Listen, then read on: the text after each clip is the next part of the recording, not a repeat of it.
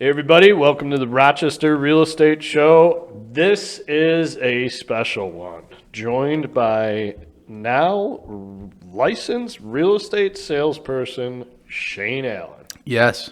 Yeah. Shane has previously been the man behind the curtain of the podcast here and everything we do marketing wise at the Anthony Butera team, Keller Williams Realty. Yeah. Will remain so, but is got his real estate license, ready to go. Yeah. I just wanted to get on the other side of the camera, so This is the only way to to have it. it. Yeah, exactly. I've been telling everybody that I have like a master's degree in real estate because I just had to kept on extending the class, everything, COVID, and had the baby and everything like that. So Yeah, this has been it took like almost like a full year of everything to get it done. a process. Yeah. Yeah, But it's and 75 hours. I should probably know that. Yeah, but I think I did more like 120. Yeah, no, I hear you. I mean, it's a process. I mean, Yeah. so we'll jump around here, but like, Yeah. I've been in business full time 10 years now. 2012. I got licensed in 2009 first, and had some other stuff going on hiatus before I got in full time. You couldn't even do it online then. So I had to go do it in person. I literally, young and dumb, quit my job. I'm going to do this. I didn't have 2 weeks of vacation, so I did 2 weeks straight class Yeah. in person, 75 hours over the intense. course of 2 weeks. Yeah, I mean, no regrets, but that online thing while keeping a job would have been probably the option back then. But I mean that's a blessing and a curse because you can kind of life happens and you don't get it done all at once, but you don't also have to get it done all at once. So For sure. congratulations. Thank you. Yeah, I mean, we're excited on our end, and Shane's got a great real estate future ahead, and in addition to everything he does for us marketing-wise, so. Yeah, definitely had a great base of knowledge going into stuff, doing the marketing, for the Anthony Butera team for as long as I was doing, it's definitely, I wanted the classes with a different perspective, I'm sure, as other people, Yeah, I would imagine. So they have all these examples of real estate agents, and I'm just like thinking of the Butera team agents. It's getting real creepy with it. Yeah, no, that's fair. Yeah. Well, and I mean, I think, the topic today is just, what's real estate school like, and what do you come out of it with, and what's the reality after that. Sure. But I think generally speaking, it's kind of a common phrase. You get your license and all the coursework that goes into it, and that education that you get. Now, don't get me wrong, like super valuable, and you need it. But ultimately, it really teaches you how to stay out of real estate jail. Yeah. Is a common expression Yeah. used, and doesn't really dive into a lot of like, okay, how do you run a successful business? How do you properly represent your clients and protect them, and making sure they're doing the right things? And that's where what we offer at Keller Williams, and then within the team too, really comes into the fold. And that's you're just beginning, buddy. Yeah, no, that's for anybody that's like listening and is thinking about getting into real estate. Don't think like, oh, I just got done with the classes, so I'm done learning. It's a never ending process. That's just a prerequisite to start. Yeah. Now you're eligible to start selling real estate. Is the way I think of it. Yeah. That's it. Yeah. And with that said, the more that you continue to learn, the better off you're going to be, forever in your career. Like you never, not to go too deep here, but you never stop learning, right? For sure. So, Yeah. So what do we got? Top 5 things. What is it? I got top 4. Okay. Well, we'll fill in the 5th. Yeah, you can do that. Top 4, the most surprising things I learned while getting ready for the real estate exam. Love it. All right. What do you got? The first one, and this honestly, I still don't believe this is true. Okay. Okay, it blew my mind. Is this Mythbusters? Maybe you could bust this myth for me. I've vetted this a lot because when I read this in my coursework, I was like, that can't be true. Yeah. Like in the world of like the rich keep on getting richer type of deal, there is a stipulation with a second home, income tax free. You can rent it out for up to 2 weeks, 14 nights total, and you don't have to pay any income tax on what you make from renting that. On those 14 nights. Yes. And then night 15 now is taxed. Yes. Okay. Like So- this blew my mind. So if you get a second home, Yeah. and then you can rent it out for up to 14 nights. Like so, you go on Airbnb, Mm-hmm. right, and you can rent it out for 7 weekends a year, something like that, Right. and then Which is income tax free. feasible. Yeah. And I was reading about like because this really was like, how is that even possible? And I was reading people do this in like big tourist destinations like Hawaii. There's people that's their whole salary for the year is like income tax free because they just are like, I'll just go get a hotel room or something, or I'll stay with my friends for 14 nights, and then they rent it out charge for a crap big ton. bucks. Yeah. Or you sacrifice and rent your place out 4th of July week or whatever prime weekends. And Exactly. Big time money. Did not know that. Learn something. There Okay. you go. So if you're thinking about getting a second home, All right. I've been really This is so. yeah.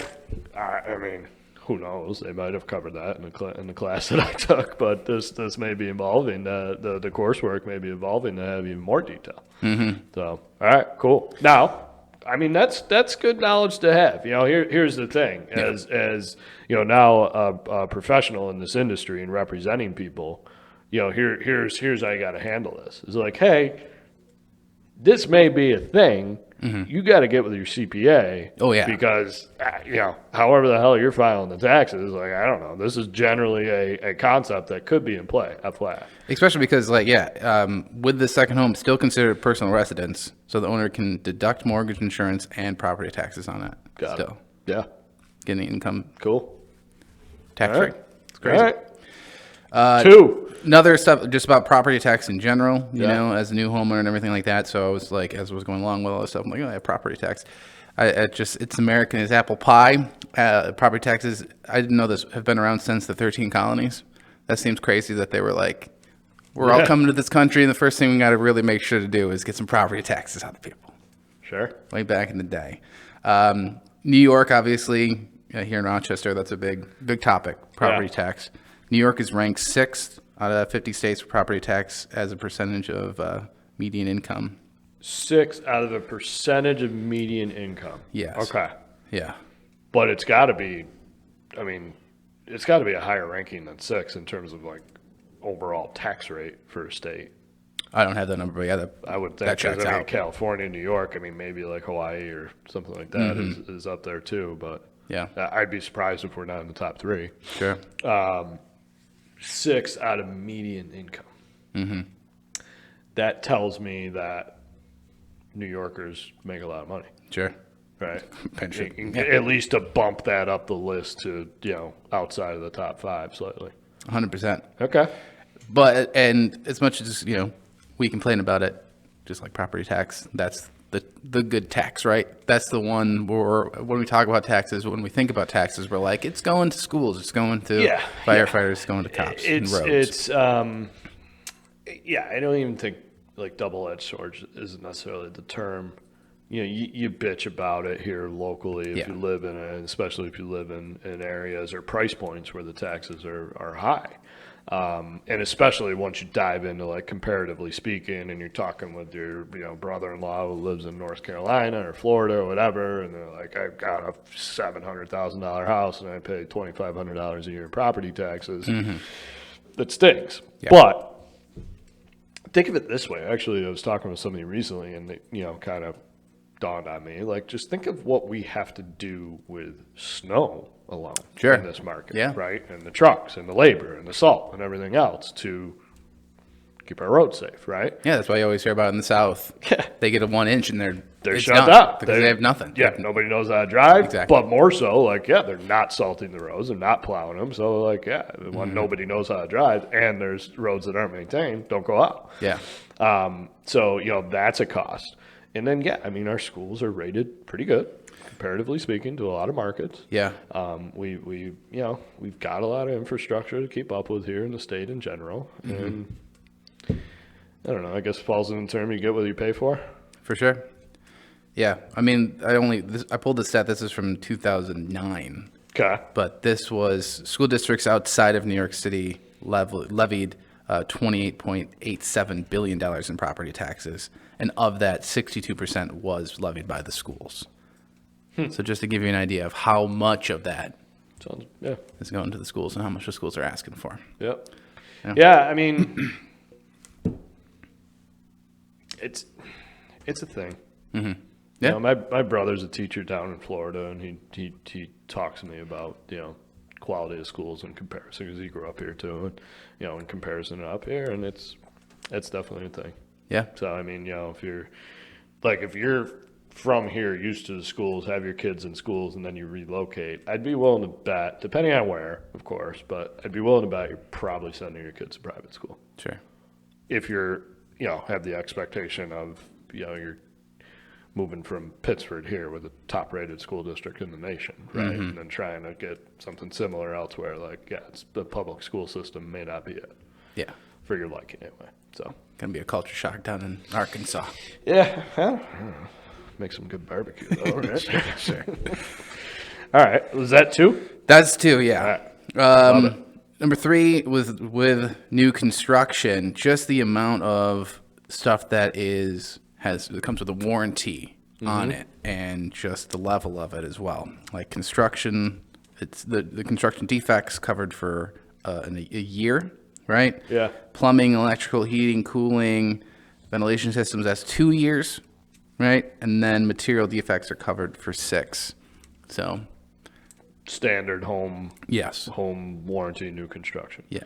Yeah, no, I mean, you know, that's one of the benefits of building a brand new home, is that, like, you know, builders coming back to fix something if something goes wrong in those stated times. Yeah. And, you know, a lot of the good builders, like, they have, you know, regular, you know, checks, so to speak, in terms of, like, you know, okay, we want to check back in, make sure you got, you know, everything's going well for you, type of thing. So that's definitely a good thing. You tell me. I mean, Yeah. the term "as is," that's in every real estate contract. What that really means is, you buy your house today, tomorrow something happens, you're on your own. Now you can pay for a home warranty, Yeah. or get one, and then you're, you know, in the realm of, you know, putting that into play. Yeah. But just that as is term, that's what that means, is that as of the day you close on the house, after that, it's on you. The responsibility is on you. You can't go back to the seller, the other owner, and say, my furnace just broke. Yeah. I don't have any heat. You know, clearly you were here yesterday and now it broke today. I mean, it could be freak occurrence, could be something they're, you know, slimy about. But ultimately, if you want to try to have a claim against the seller, you got to prove negligence, and that's, now you're in lawsuit territory. Sure. And that's, you know, generally kind of a tough conversation to have. So, Yeah. I guess it was just like that added layer of peace of mind that comes with the Yeah. new construction, which you kind of assume, you know, new construction, you wouldn't expect that problem. It's a brand new home. Yeah. But then going into it knowing, like, all right, I definitely am covered with this stuff. yeah, because, you know, safe assumption, brand new home, just built, everything should be good, but Yeah. it happens. Yeah, Stuff happens. for sure. So that's a good one. The other thing too, and it's just kind of the fiduciary duties of a real estate agent. I think that this kind of gets skipped over a lot with agents. I don't know, like, I guess looking at the industry from the outside, people may like think that we're, you know, salespeople like other people, but there's that layer of fiduciary duties that's we're not the same as Yeah. the person going door to door and selling doors. I don't know what they sell door to door anymore. I actually got, as an aside, I got hit up for pest control service door to door. Oh yeah, the pest guys, they're Yeah, big. They're no, big. they got me good. It was Yeah. Friday night. I was feeling it, and I'm like, okay, you know what? Yeah. You're on top It's of like, your hey, game. oh, your neighbor is You're on top got of your a game, huge nest over there. Just saying. So You need to come over. that guy won me. Yeah. Wife was not happy about that one. That's a huge aspect. Okay, and I hate that our official title, licensed real estate salesperson. I hate that salesperson part. And, you know, I mean, a common, you know, I mean, I don't mean to refer to anybody who is in the car business, but, you know, that used car salesman. Yeah. Stereotype. Yeah, stereotype, exactly. That's what I was looking for. Yeah. You know, it's just not what we do. Yeah, no, don't get me wrong. I mean, there's 3,500 realtors in Rochester alone that, you know, not everybody operates with this mentality. Sure. But I mean, on our end, it's not so much like covering our butt, but making sure that the people we're represented are not only happy with what they're doing, but protected. Yeah. And that protected part is really what the fiduciary, responsibility means. Is essentially the way I explain it is like, look, I'm representing you. Like, this is my house, and I've got financial gain from it, or have to protect my family from it. Aside from just the commissions involved, and taking it that seriously. And you have to, because we've talked about this before, but like, somebody's home is not only their home from the emotional aspect of it, right? But also for most people, it's their biggest financial asset that they have. For sure. And that's why it's so important to have that fiduciary element tied to our license and what we do on a daily basis, because, again, it's a roof over their head and everything that comes with that, from just shelter, but also raising their family in and all that emotional stuff. But then again, the financial implication of a home purchase or a home sale is generally the biggest financial transaction in most people's lives. Yeah. So I don't understand how it could not be, a fiduciary aspect. Yeah. What's pop quiz? What does fiduciary even mean? Like, I know what it means, but what's the actual definition? Yeah. Gotcha. No, I mean, it's just really just putting the customer's interest before yours, really. And you're not making decisions based on, you're doing what's in their best interest at all times. Yeah. And looking out for them. Yep. And it's just like, there's things covered. It's like, obedience, loyalty. Yep. Even accountability, confidential. I don't think people know that confidentiality. Yeah. Like, that's forever. That's a big one. Yeah. Yeah. For sure. For sure. My family rags me because, over the years I've worked with, family members. Mm-hmm. And then, like, it'd be like my sister-in-law, for example. I'm like, I don't tell my wife shit. Yeah. And it's her sister. Mm-hmm. It's my wife. I'm like, my client. Yeah. Back off. Yeah.